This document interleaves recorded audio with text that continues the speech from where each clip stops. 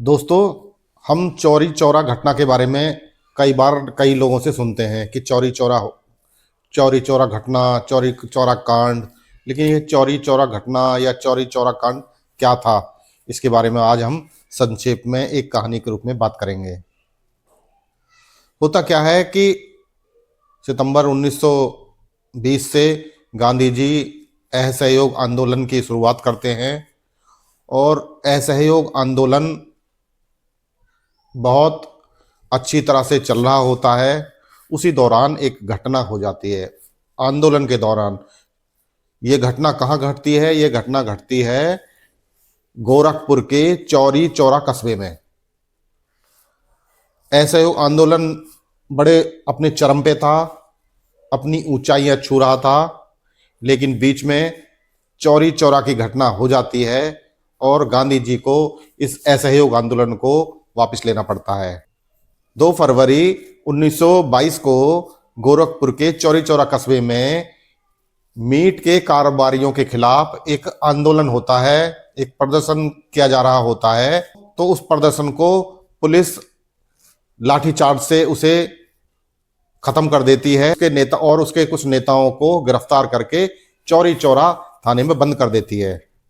अगले दिन उस प्रदर्शन में जो शामिल लोग थे वो अगले प्रदर्शन की तैयारी करते हैं और वो मीटिंग 3 फरवरी 1922 को वो चौरी चौरा कस्बे में ही कहीं आयोजित करते हैं। और वो अगले दिन यानी कि 4 फरवरी 1922 को वो एक शराब की दुकान के सामने प्रदर्शन करने के लिए जा रहे होते हैं और उनकी संख्या लगभग 2500 के आसपास होती है।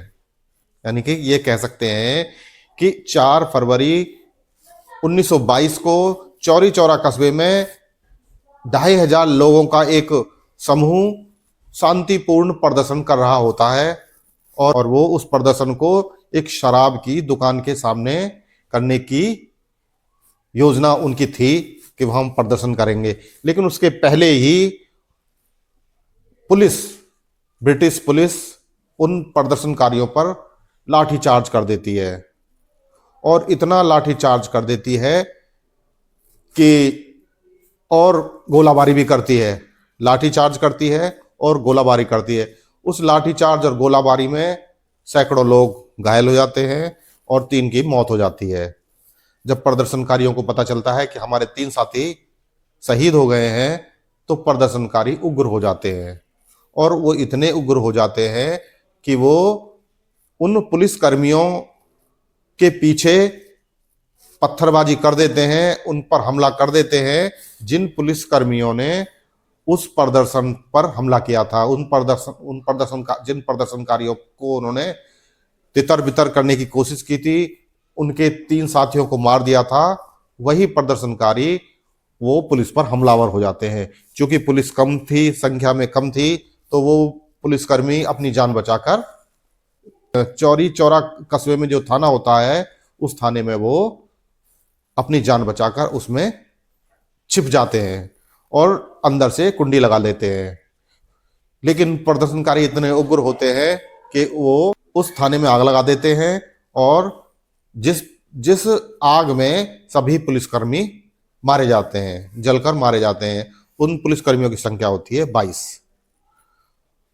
और इस प्रकार यह घटना घटित होती है जिसे हम चौरी चौरा घटना के नाम से जानते हैं। इसे हम चौरी चौरा कांड भी कहते हैं।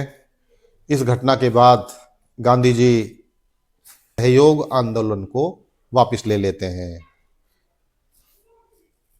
यह घटना भारतीय स्वतंत्रता आंदोलन की महत्वपूर्ण घटना थी, जिस घटना ने एक आंदोलन की दिशा बदल दी। एक चरम पर पहुंचे आंदोलन को समेटने पर मजबूर कर दिया था। वो आंदोलन था चौरी चौरा कांड।